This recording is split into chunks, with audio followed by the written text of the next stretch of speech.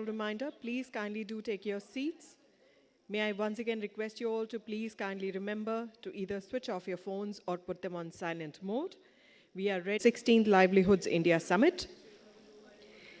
It is my honor and privilege to introduce the inaugural panel comprising of some very eminent guests. Please join me in welcoming. I invite on stage Ms. Pooja Gaur, Vice President, Access Development Services.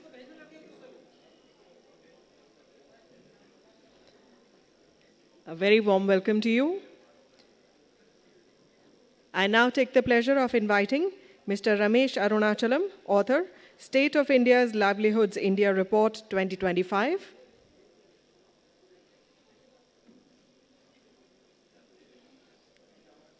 A very warm welcome to you. We are delighted to welcome Ms. Julie Gerke, President, Walmart Foundation and Senior Vice President, Philanthropy, Walmart, Inc.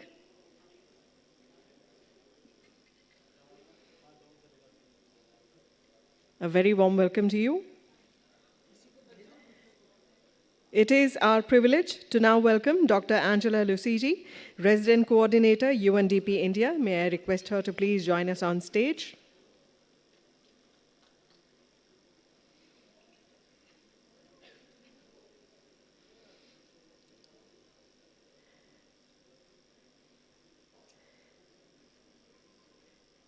It is my honor to welcome Shri Manoj Mittal, Chairman and Managing Director, Small Industries Development Bank of India. A very warm welcome to you, sir. And now, ladies and gentlemen, may I request you all to please kindly rise and stand in attention for the national anthem.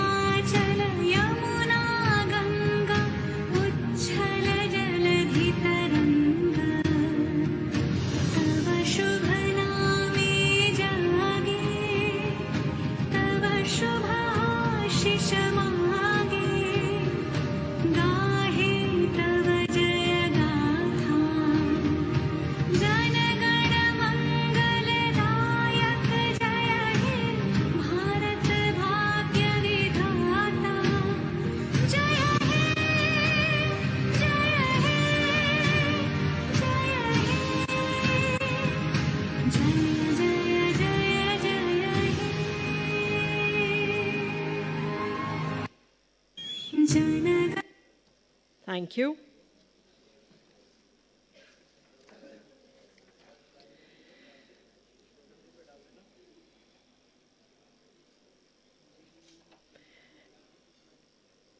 Distinguished guests on the dais, distinguished invitees, ladies and gentlemen.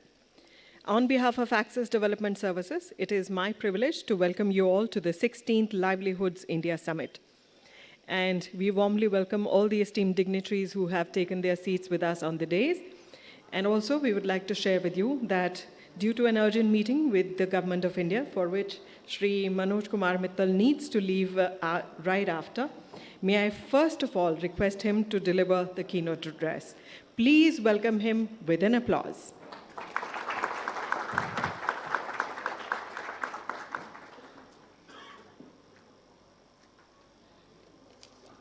Dignitaries on the dais, Mr. Vipin, participants here in the hall, very good morning to you.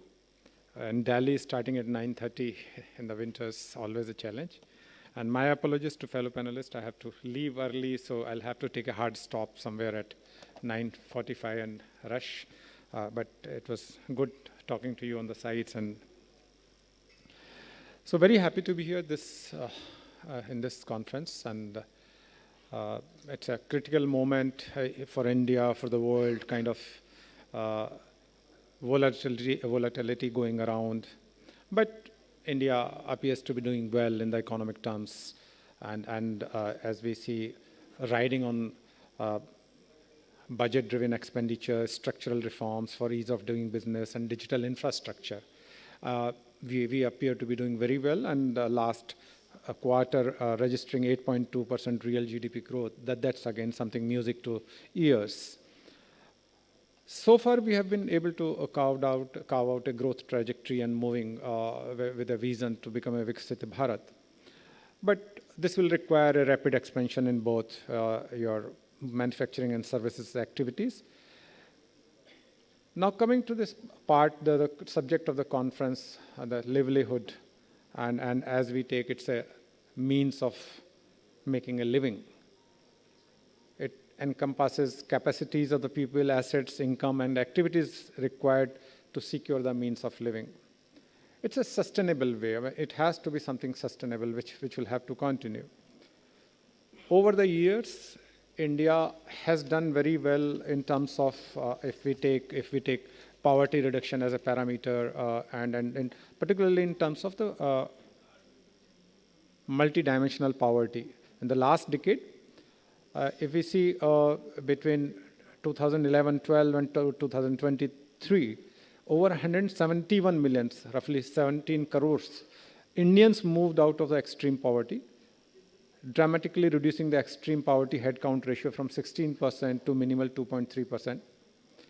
And this was based upon $2.15 threshold for that particular income. Now, how did it happen? It was a result of certain initiatives of Government of India, integrated welfare schemes which got started like Ayushman Bharat for health, for education, Samagra Shiksha, housing, PMAY, sanitation, clean energy, Ujjwala scheme, financial inclusion, Jan Dhan Yojana. It was all kind of an integrated approach of Government of India. Direct benefit transfers played a very, very important role. And very importantly, entrepreneurship and job creation. Various schemes, PM Mudra Yojana, Stand Up India, credit guarantee schemes, that empowered millions to start small businesses, creating jobs and raising incomes. So I come to this particular point of role of entrepreneurship. Entrepreneurship has played a key role, a pivotal role in poverty alleviation through livelihood creation, economic growth, and raising incomes. MSME sector, if we include both informal and formal, provides estimated figure is about jobs to 30 crore of people. Government rightfully has focused energies on developing the MSME sector, launching collateral-free loans scheme, expanding credit guarantee funds, and supporting enterprise creation among marginalized groups. So if we see what have been the key schemes which have been causing this reduction in the poverty through entrepreneurship, I named a few. PM Mudra Yojana, which has disbursed 33 lakh crores through 53 crore loan accounts. Credit guarantee schemes, it has sanctioned 127 lakhs, 1.27 crore guarantees so far, worth 11.26 lakh crores, creating 3.22 crore jobs. And then you have PM Vishkarma, PM Swanidhi, all these flagship programs of Government of India. Due to all these efforts, MSME credit has been growing at the rate of 15% CAGR over the last 4-5 years. Delinquencies are manageable. Actually, it is now profitable to lend to MSME sector. There are new programs which have emerged, platforms which have emerged for delivering credit to MSMEs. There's a lot of efficiency in delivering MSME credit. Micro enterprises can get a loan from morning to evening. It's no more the months or the weeks. Now the same day loan deliveries are happening. It has reduced turnaround time, costs, etc. Now we talk of the future challenge. What is going to be the problems, issues, future challenge in this Economic Survey 23-24 highlighted that India would have to create an average of roughly 78.5 lakh jobs annually in the non-farm sector by 2030 to cater to the rising workforce. So this is going to be a challenge. How do we create those jobs? As we are a services-driven economy with a significant share of the IT workforce, we need to create value, we need to create more employment. And these jobs are very, very vulnerable to the automation. And very importantly, AI is emerging kind of a tool which could be a major risk for the jobs, for the livelihoods. And in the past, whenever there was any wave of technology, while it reduced the existing number of jobs, but at the same time, it created new jobs. But AI, it's being perceived, already there are reports that not only it would replace old jobs, it may not create fresh jobs in that number. So this is going to be something very, very challenging times here. And I hope this conference is going to discuss about these kind of challenges as well, the impact of technology here. Agriculture, again, it's something, there are several other factors coming with the agriculture. Automation, of course, in the agriculture, but at the same time, people not opting for the agriculture as a profession, as a means of livelihood, and then marginal farming not becoming very rewarding. So this is something we need to debate upon, make it profitable, make it attractive for the people. Another major risk emerging is the climate risks, and I'm sure there would be discussion. And climate risk is something which is not just for a livelihood. I think it's for everything, in every walk of life. This is emerging as a major, major risk. But entrepreneurship, especially the MSMEs and startups, will remain a key tool for driving growth, creating livelihoods, and poverty elevation.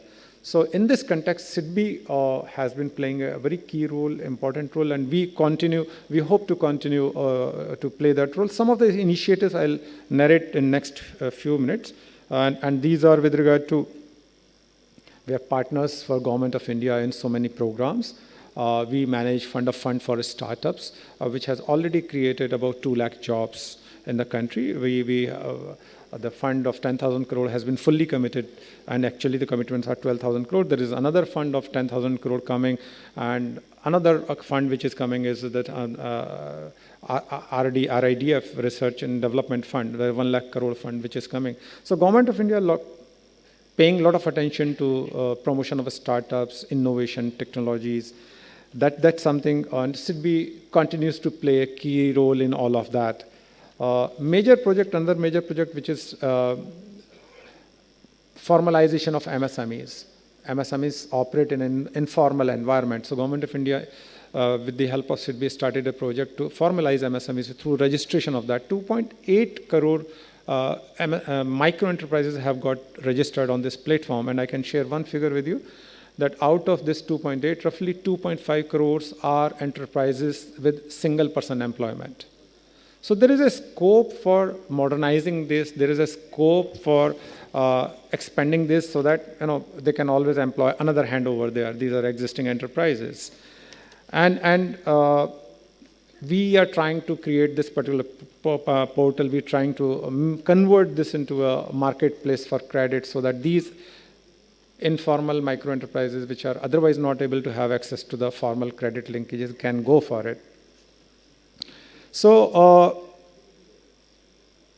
in the last, entrepreneurship, in my opinion, is going to be the key tool for helping people in earning their livelihoods on a sustainable manner.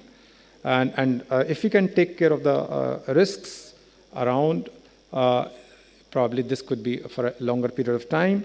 And scale can come only if we have deep partnership between government, financial institution, private sector, and civil society. SIDBI remains committed to this. And in the last, let me congratulate Access team led by Mr. Vipin Sharma for their continued commitment to building inclusive, resilient, and sustainable livelihoods across India. Initiatives like the summit play a critical role in shaping dialogue, forging partnership, and translating intent into action.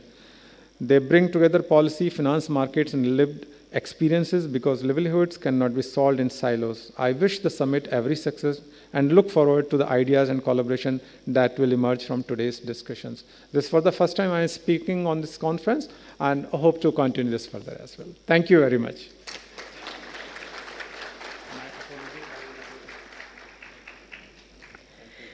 Thank you, sir, for your gracious presence here today, for your insightful keynote address, and for highlighting the critical role of MSMEs in India's livelihoods ecosystem. Ladies and gentlemen, we take this moment to bid goodbye to our esteemed guest, Mr. Manoj Kumar Mittal. We are especially grateful to you, sir, for making time to join us here today despite a very demanding schedule.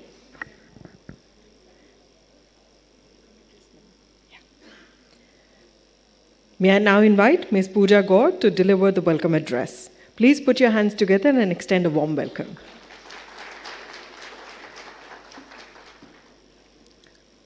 A very good morning, respected guests on the dais, Mr. Ramesh Arunachalam, Ms. Julie Gurki, and Dr. Angela Luzigi. On behalf of Access, it is my great honor to welcome the eminent dignitaries on the inaugural panel. I am also privileged to extend a warm welcome to all the speakers, special guests, and delegates present here today. Thank you very much for joining us at the 16th Livelihoods India Summit. 16 years ago, the summit started small when it was organized as an additional day of the Microfinance India Summit.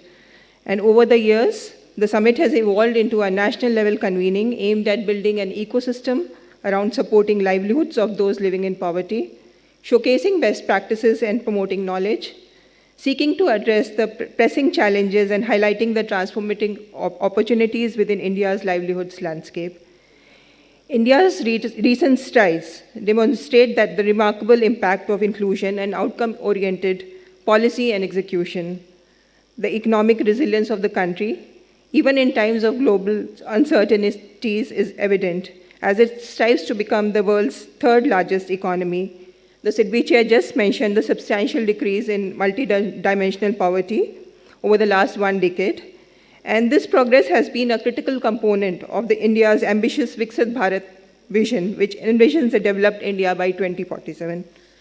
In spite of this progress, the challenge of providing dignified, sustainable, and resilient livelihood opportunities to various segments of people remains complex, with strategies required to strengthen employment pathways that offer meaningful workforce absorption and sustained income growth. While rural livelihoods remain largely dependent on agriculture and allied sectors, climate change is imminent, and livelihoods need to be promoted in a sustainable and ecological positive framework. In keeping with this, enablers need to be put in place for scaling climate-smart agriculture, even as a question of how to move from water scarcity to security needs to be urgently tackled. Beyond farm, catalyzing non-farm employment, especially through entrepreneurship, is an opportunity that needs to be leveraged. Stronger linkages with markets and enterprises assume critical importance. At the same time, businesses are looking at sustainable sourcing as a strategic business imperative. Social procurement is emerging as a lever for achieving the twin objectives of development and sustainability. There's an emphasis on women-led development. However, to build on this momentum and address persistent challenges, it is essential to examine the barriers that continue to hinder the full realization of women's economic potential in India. These and many more topical themes that redefine livelihoods in India will be discussed as a part of the carefully curated sessions across the 2 days of the summit. As per tradition, the State of India's Livelihoods report will be released in the inaugural. This year's report has 11 chapters authored by multiple authors, and which has been strung together by Mr. N. Srinivasan, who has edited the report. Mr. Ramesh Arunachalam from the group of authors will present the summary of the key findings of the soil report in a few minutes from now. The presentation of the FPO Impact Awards, which is now in its 8th year, will also be a part of the valedictory session. Access has set up an investment fund on behalf of IFAD, the Grants for Agroecology Program Fund, or the GAP Fund, for supporting enterprises operating in the agroecology value chain with grant funding and technical assistance to help them scale up. The grants to the latest cohort of grantees will be presented at the valedictory tomorrow. Winners of this year's Livelihoods India case study competition themed on innovations in urban livelihoods will also be felicitated, and the compendium of best cases will be released at the valedictory session. Access and a few of our partners are organizing associated events at the summit and roundtables that offer an opportunity for more engaged and closed-door conversations. 4 such events around AI for agriculture, accelerating FPO market access, empowering women entrepreneurs on digital innovations and systems innovation through collective action will also be organized across the 2 days. We are overwhelmed with the support from a wide range of stakeholders, sponsors, technical partners, knowledge partners, and sector leaders who contribute to the discussions in various panels, and a large number of delegates who attend the summit every year. We acknowledge and appreciate the support of all our sponsors and partners who continue to invest their financial and intellectual resources in the summit. I hope that the knowledge shared through the summit sessions will contribute to research, practice, and further dialogue on the livelihoods of the vulnerable. I also hope that the summit will provide a common platform for policy makers and practitioners alike. Once again, I welcome you all and wish you an enriching experience across the 2 days. Thank you.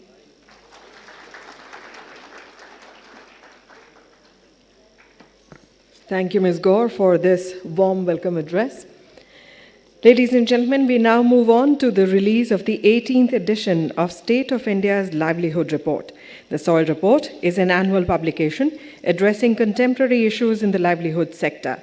It is the only document that aggregates the experiences and challenges of the sector, analyzes case studies, and reports on the progress of both the government and privately run programs. Given the diversity of the themes that are covered in this year's State of India's Livelihoods Report, it has been put together by a group of 19 authors. The report has been edited by Mr. N. Srinivasan, as already shared by Ms. Gaur. I'm extremely grateful to our sponsors NABARD and our knowledge partners, Rabobank Foundation and ITC, for their support to this year's report. May I now invite on stage Mr. Dheeraj Mutreja from Rabo. May I request you to please join us on stage? May I also take the opportunity of inviting Mr. S. Shivakumar, Group Head, Agri and IT Businesses, ITC Limited.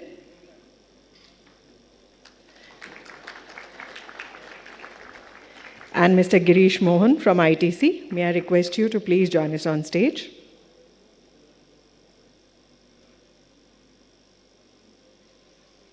May I request all the guests on the dais to please kindly release this year's State of India's Livelihoods Report. May I also request Mr. Vipin Sharma, CEO Access Development Services, to please join us on stage for the report release ceremony.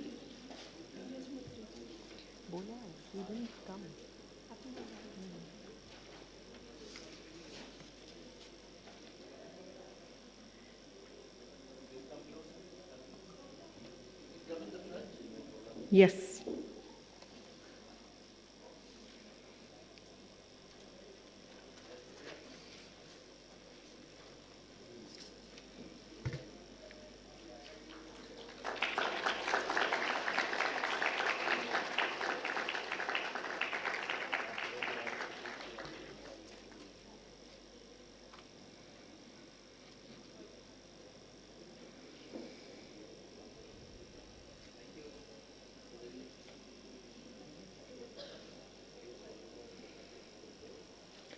Thank you all for doing us the honors of releasing this year's State of India's Livelihoods Report.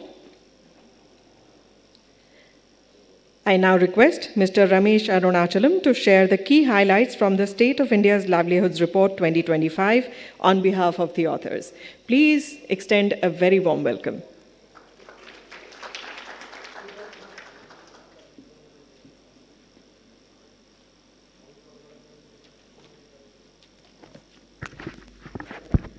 Good morning. Am I audible?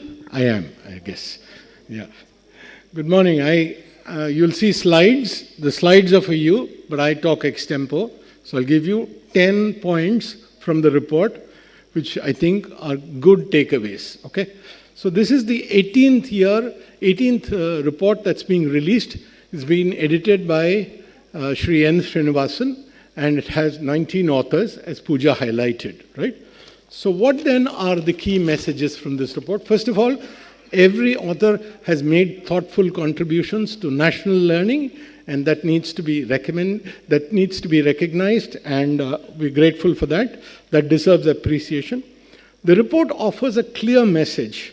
India stands on the threshold of a major livelihood transformation. and the actions taken now will define outcomes for Viksit Bharat 2047. So what then are the key takeaways? Chapter 1 looks at livelihoods in a changing context. It says growth is occurring. That's good. That's fantastic. But we need to ensure that stable, high productivity livelihoods are created from this growth. So basically it says foundation exists, and the next phase is capability building and productivity enhancement. Going on to chapter 2, which looks at policies and programs, it says policies and programs have seen strong momentum. We've moved from protection to productivity and resilience, but we need convergence. And the report and the chapter clearly says integration is the catalytic lever. We need synergies. Synergistic benefits can unlock scale, and that's critical. The third chapter is again a very interesting chapter. If you look at it, it looks at farmers and consumers and says there is no trade-off. At the end of the day, both farmers and consumers need to be better off. In economics, you have this concept of Pareto optimality, right? After a transaction, everybody is better off. This chapter argues for that, right? Okay. It says structural rebalancing and value chain strengthening enable shared value. So it calls for a stronger food economy, transformed food economy, where both national nutrition and food security and farmer incomes are looked at. So there is one cannot benefit at the expense of the other. Both have to go in hand, which is why optimization is critical. That's the point.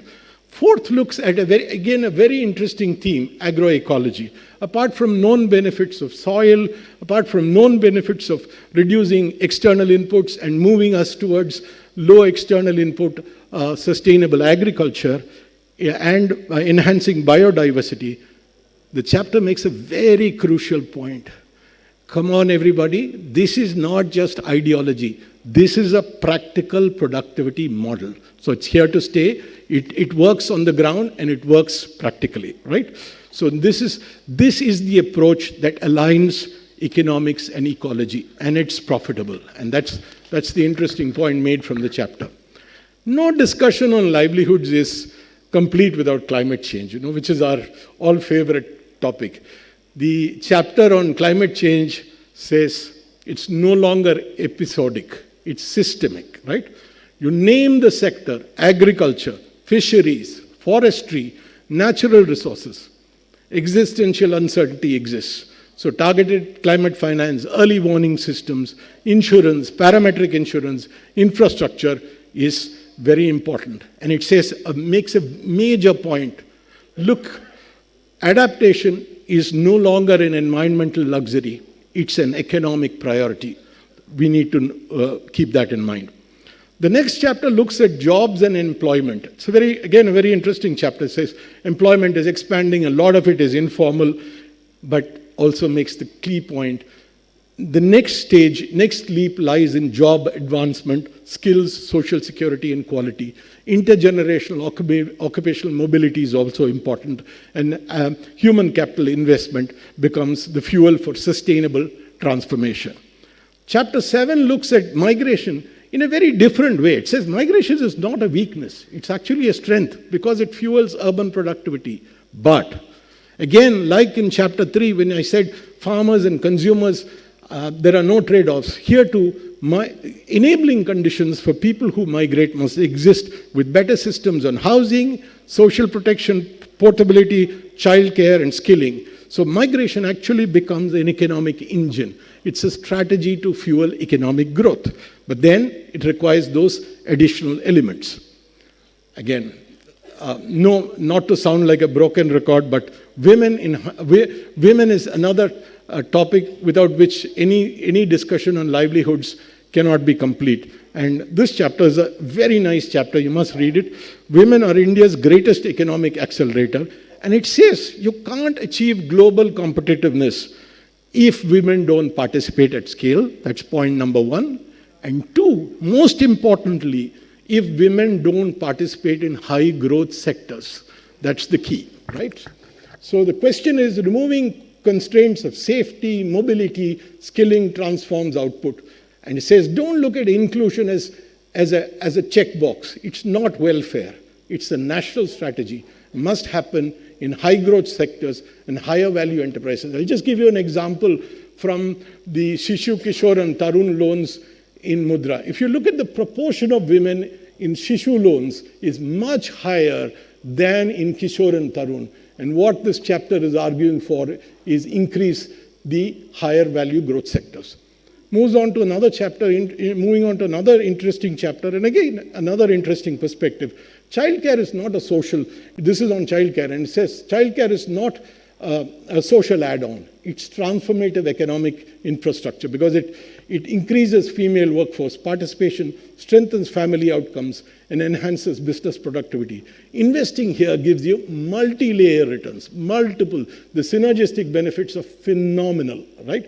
So the chapter 10 looks at technology and it says, digital public infrastructure, for which India has become very famous, is transforming livelihoods at scale, market access, financial inclusion, logistics, learning, entrepreneurship, name it, you have it. DPI has played a great role. But the chapter says, inclusion is all right, quantity, but let's have quality of inclusion. Ensure access, usage, and capability building. And also building trust in digital systems becomes very crucial. And the last chapter looks at CSR evolution and says it's no longer a 2% compliance. It's no longer a compliance for the Companies Act. It's a strategic development investment. You can channelize to ensure that regional equity, skilling, and livelihood systems are taken care of. It has become a national instrument for inclusive growth. So what then are the summary takeaways? 4 points. Livelihood transformation is a national priority. We need to move from welfare to productivity. That's number one. Any pathway has to be climate secure and resilient. That will determine long-term competitiveness. Human capital, digital inclusion, gender strategies are the strongest levers that you can use to push this ahead. Convergence, integration, and long-term capability systems will unlock Viksit Bharat 2047. So convergence particularly of all the schemes. In closing, what the report makes is India is uniquely positioned and the direction is clear from vulnerability to resilience, from fragmentation to convergence, from incremental change to transformation. The next decade is decisive. Ladies and gentlemen, this says this is our opportunity to build a future of dignity, productivity, and shared prosperity. Thank you. Have a great conference and a brilliant 2 days of discussions, arguments, and absolute fun. Thank you.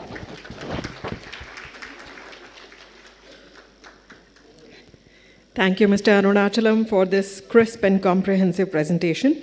And a special thanks to all the authors for their invaluable contributions to this well-researched report. And now it's time to hear from our esteemed panel, the speakers for this inaugural session. May I take the opportunity of inviting Ms. Julie Gerke to deliver her keynote address. Please put your hands together and extend a warm welcome.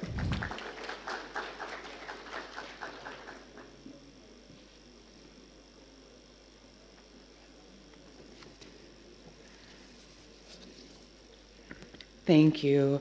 I'm honored to be here among guests and really grateful to the Access team and Vipin Sharma and his team for including me in today's conversation. It's inspiring to be among so many of you and leaders who have spent years strengthening rural communities and supporting the resilience of rural communities across India. As we gather, the launch of the Soil Report gives us an important framework. It helps illuminate not only the challenges before us, but the possibilities, reminding us why resilience and inclusion must remain central to our work. The report also reflects the many shifts underway in the sector, calling on us to strengthen institutions, empower women, and integrate climate and market-smart solutions. Platforms like the Livelihoods India Summit remind us of how far we've come and the potential we unlock when we center women, resilience, and collaboration. Earlier this week, I had the privilege of visiting a women-only FPO in Tapal in Uttar Pradesh that grew out of a self-help group. What I witnessed there will stay with me. The women stood before us, confident, clear, and unapologetically honest about what it truly takes to build sustainable, climate-resilient farming systems.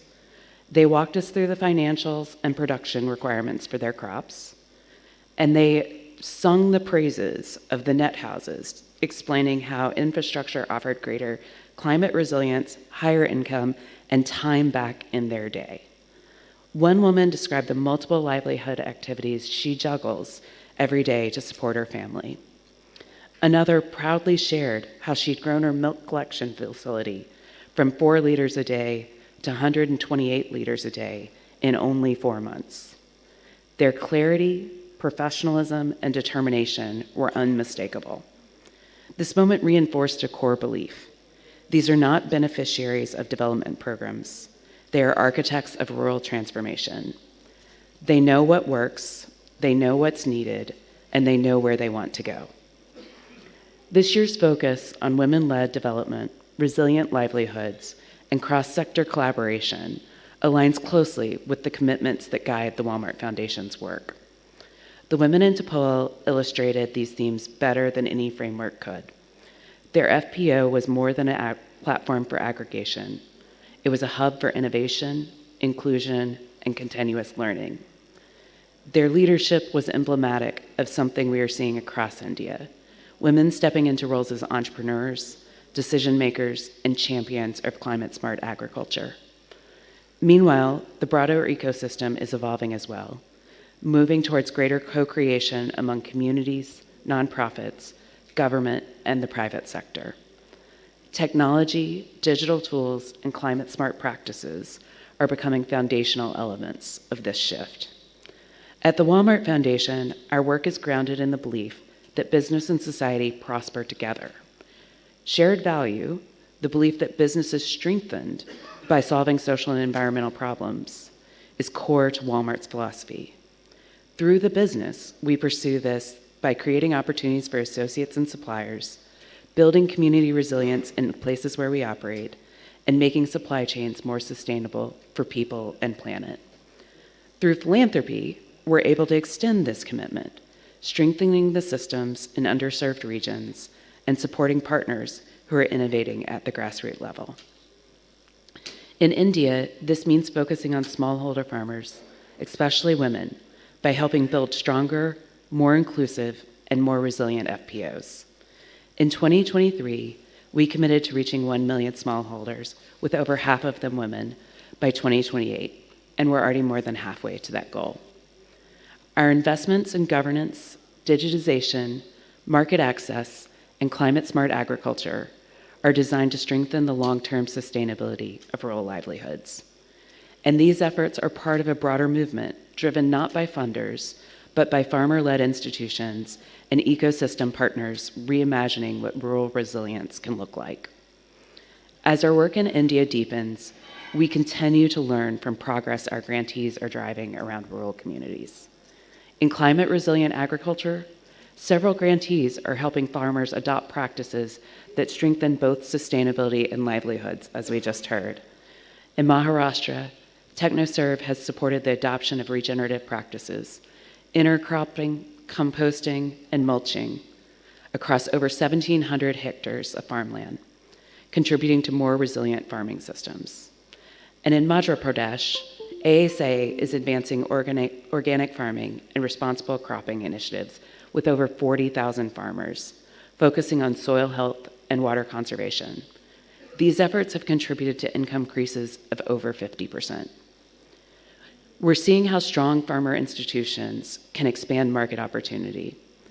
Through its support for FPOs, Access Development Services has helped organizations strengthen governance and commercial capabilities, increasing turnover from $200,000 to over $4 million a year. And in Uttar Pradesh, TRIF's work to improve agronomy practices, diversify crops, and build market access has led to 70% improvements in yield and quality, with over half of women farmers increasing their incomes by at least 20%. Finally, organizations like Pradhan are demonstrating how collective leadership can shift economic roles. Through the profit model, Pradhan has mobilized 130,000 women across 60 all-women FPOs, helping strengthen financial interdependence and contributing to income increases of 15 to 20%. Each of these examples reflects a broader movement, farmers leading change within their communities, supported by partners like you all who are strengthening systems, deepening local capability, and helping more resilient and inclusive agricultural sector develop. Yesterday, I had the opportunity to spend time with these grantees collectively through our community of practice convened by VREDI. I watched the grantees, each working in different geographies and contexts, share practical insights, debate challenges, and identify opportunities to partner rather than operate in silos. What I saw was an emergence of a field of practice, not just projects, not just organizations, but a community dedicated to moving faster, learning more deeply, and driving greater impact by working collectively. In many ways, what I witnessed in that room mirrored what I saw in DePaul: the power of collective wisdom and collaboration to drive real, lasting change. Across our work and partnerships, several themes have emerged, not as definitive conclusions, but as areas where we see consistent potential. First, inclusive institutions tend to be stronger institutions. When farmers, both women and men, participate meaningfully in decisions, the institutions they shape appear more grounded and responsive to community needs. Next, farmer leadership is essential. Programs gain traction when farmers see themselves as co-creators rather than recipients. They bring their friends along. But next, technology and data systems and tools are valuable, but only when paired with trust and local relevance. Tools alone don't drive adoption, relationships do. Climate-smart practices are vital, and the farmers want them. We still have a lot to learn about the cost and returns of transitions and how to support farmers making these changes, but the practices will only become more vital. And finally, change takes time. The women reminded us durable progress requires patience, partnership, and willingness to adapt approaches as communities evolve and new learnings emerge. These lessons continue to shape how we work with partners and understand the role philanthropy can play. As governments, nonprofits, and private sector partners continue to strengthen the enabling environment for FPOs, there remains a shared opportunity to deepen collaboration, close systemic gaps, and keep farmers at the center of decision-making. The experiences from DePaul and our community of practice reinforce how much potential lies within communities and how much progress is possible when efforts are aligned with local leadership, long-standing networks, and peer-to-peer learning. Thank you again for welcoming me today. I look forward to the conversations and to learning from your insights and experiences. The work you lead continues to inform and strengthen our work. I'm grateful for the opportunity to be a part of this shared journey.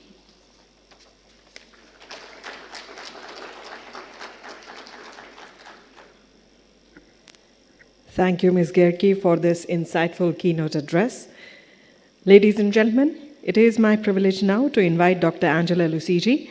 May I request you, ma'am, to kindly address the August gathering. Please welcome with an applause.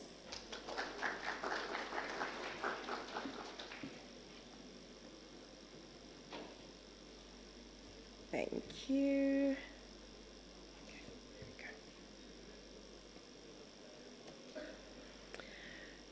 Dignitaries on the dais and all the dignitaries in the audience, and of course all the distinguished participants, namaste, good morning. It's such an honor to join this esteemed gathering. I understand it's the 16th Livelihood India Summit, organized by Access Development Services. And I can see that we've been joined by so many policymakers, practitioners, civil society, private sector leaders, philanthropies, and community institutions, because you're all deeply invested in India's livelihood. Now, for UNDP, this summit feels like a return to very familiar ground, because I understand that we supported the very first summit in 2010, and we have seen it grow in relevance and reach today. And of course, the State of India's livelihood report, SOIL, has become a very valued public good. And this year, we are happy to have contributed a chapter to this report that focused on expanding access to affordable and quality childcare. Because we believe that childcare is not a social add-on. It's an economic infrastructure. Because when women spend over 6 times more time on unpaid care than men, the entire economy feels the impact. Now, we know that India is on track to become the world's third largest economy by 2030, with a projected GDP of 7.3 trillion. But this growth brings an essential question. What kind of growth are we shaping? Agriculture continues to support more than half of India's population, even though most farmers cultivate less than 2 hectares. So strengthening productivity, resilience, and incomes in this sector remains central to shared prosperity. At the same time, non-farm, green, and digital livelihoods are expanding quickly. So the way this transition unfolds will determine whether growth is inclusive or whether existing inequalities deepen. So what am I seeing on the ground? In my travels across Odisha, Maharashtra, Meghalaya, and Jharkhand, I have met many women and men working with determination.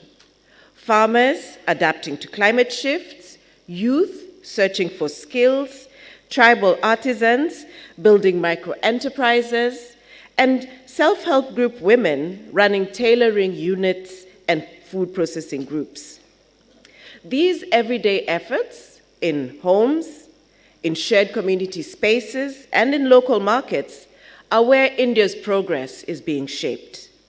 Yet many livelihoods remain informal, low-paying, and vulnerable to climate shocks.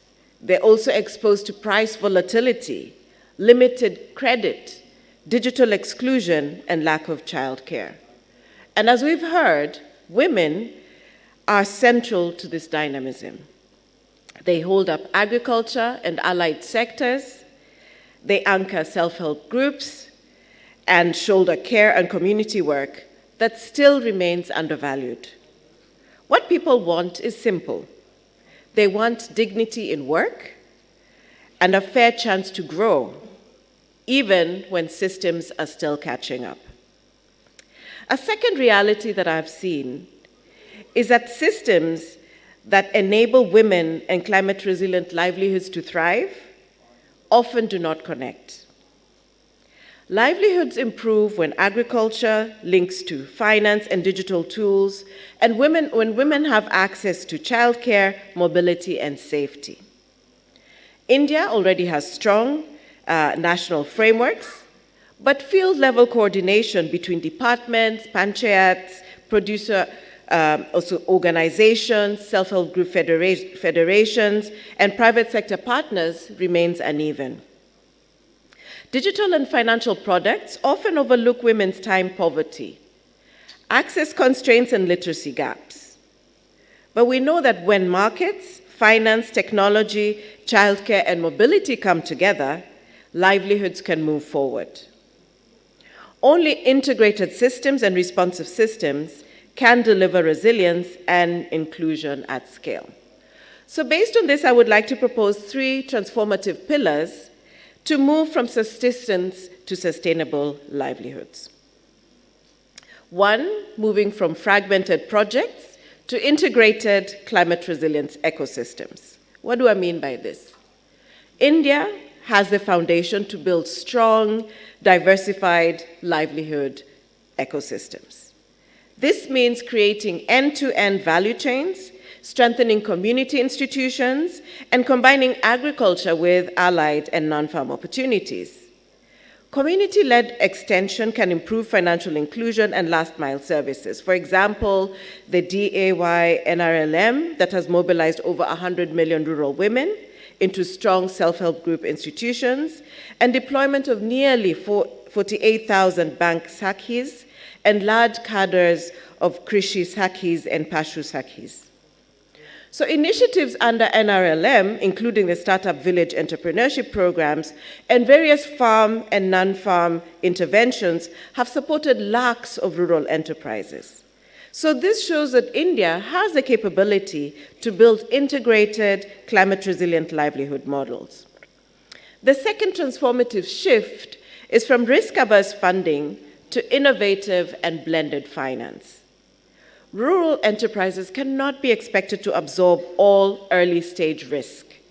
To strengthen competitiveness, we need financial models that back innovation, integrate solutions, and support institutional capacity.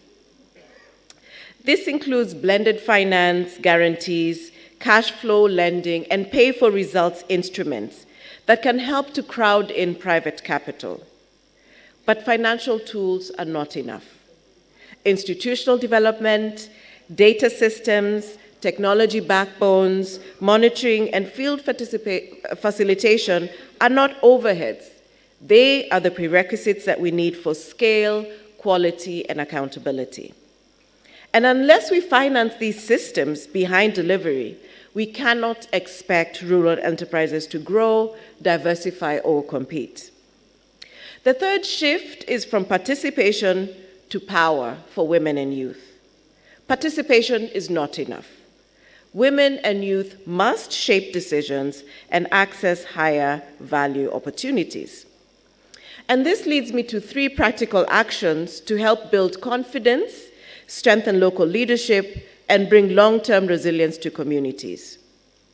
First, let's promote women into higher value chains and roles. Beyond production, into aggregation, grading, processing, and marketing. We see this already in women managing millet dehulling units, seed banks, and honey value chains. So there's something to grow on.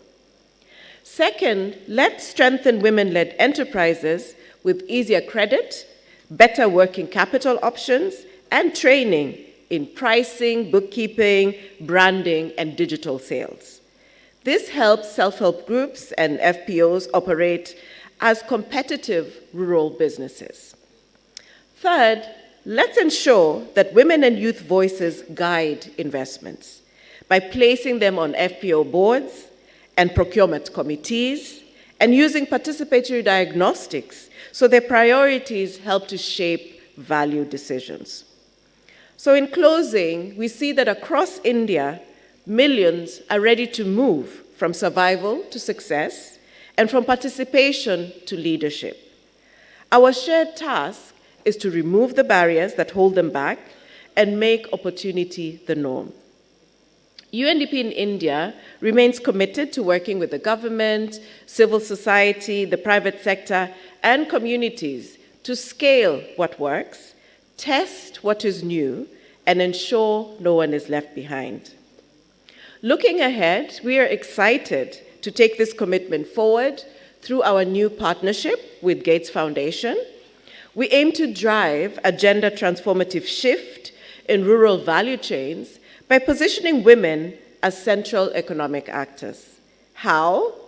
By strengthening women's technical and leadership capabilities and expanding access to finance, productive assets, and distributed renewable energy solutions, as well as building inclusive, market-linked value chains through stronger private sector engagement. So connecting flagships like NRLM with private investment and agri-tech innovation will help to unlock the catalytic funding, financing that we need to demonstrate scalable models and embed gender-responsive practices across institutions, ultimately enhancing women's income, resilience, and agency. I take this opportunity to call on all stakeholders, particularly private sector partners, to join us in driving this bold mission forward.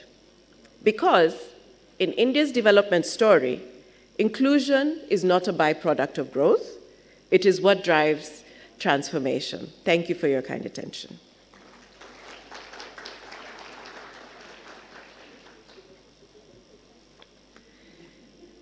Thank you, Dr. Angela Lucigi, for that thoughtful and inspiring address. So, ladies and gentlemen, with that, we come to the end of the inaugural of this two-day summit. May I thank all the dignitaries who have taken their seats and taken their positions on the stage for an insightful panel and an insightful session. May I request you all to please kindly take your seats back amongst the audience.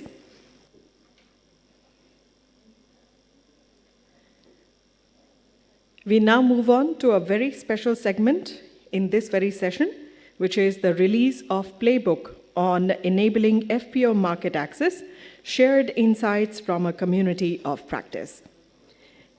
And for that, may I invite on stage Ms. Nikhila Shastri, Head Catalyst Livelihood Venture, Vritti. A very warm welcome to you. May I request you to share the insights from the playbook. Please put your hands together and extend a warm welcome. Thank you so much. A very good morning to everyone. It's such an honor to be here. Today, we are going to launch something that did not come from any one organization. It actually came from a community of NGOs working with farmer producer organizations across the country.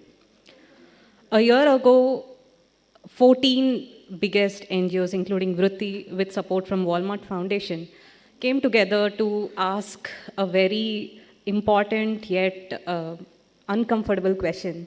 Why do very few FPOs become truly commercial? So instead of creating another report, we did something very different. A community of practice has emerged. A shared learning space has been created where practitioners across the country, experts across the country came together, exchanged notes very honestly, shared failures very freely, and tried to solve the problems collectively. And what emerged as a result of this is this playbook, experiences from the community of practice, to improve the market access for the farmers and the FPOs. This playbook is not a manual, it is a field-tested companion. This playbook is not prescriptive, it does not claim to have the answers. Instead, this playbook is, it shows what becomes possible when organizations, practitioners come together, pool their experience, and think together. And yesterday, we were in a panel, not in a panel, it's a meeting with all the organizations where the NGOs have honestly shared that they've moved away from seeing each other, NGO, as a competitor to being actually a collaborator. So our hope is very simple, that this playbook becomes a catalyst for many more such shared journeys together, many more such communities of practice, and many more stronger and market-ready farmer-producer organizations across the country. Thank you.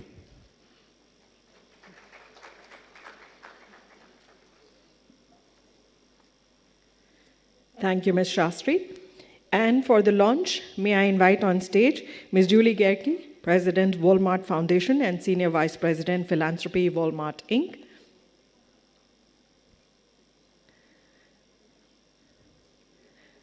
May I invite Ms. Ragini Badri Narayan, Chief Executive Officer, Vritti.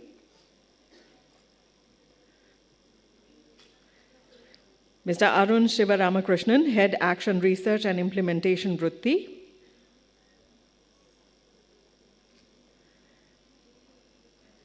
Mr. Nishant Gupta, Walmart Foundation.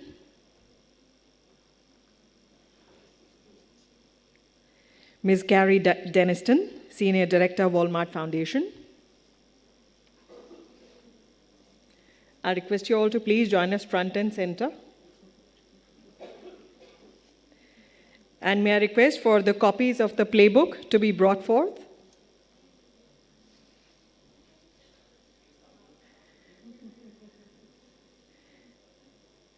Stage backend team, please bring the copies of the playbook.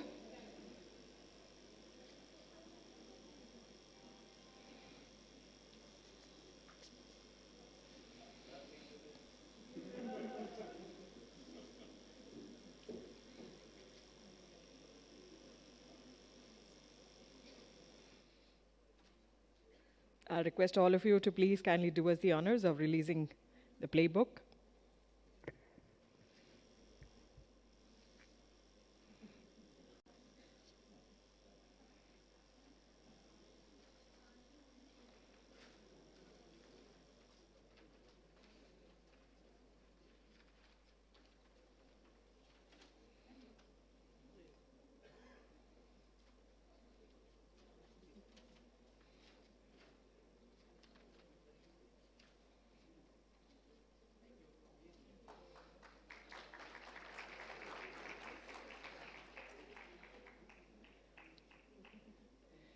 Thank you and congratulations to all.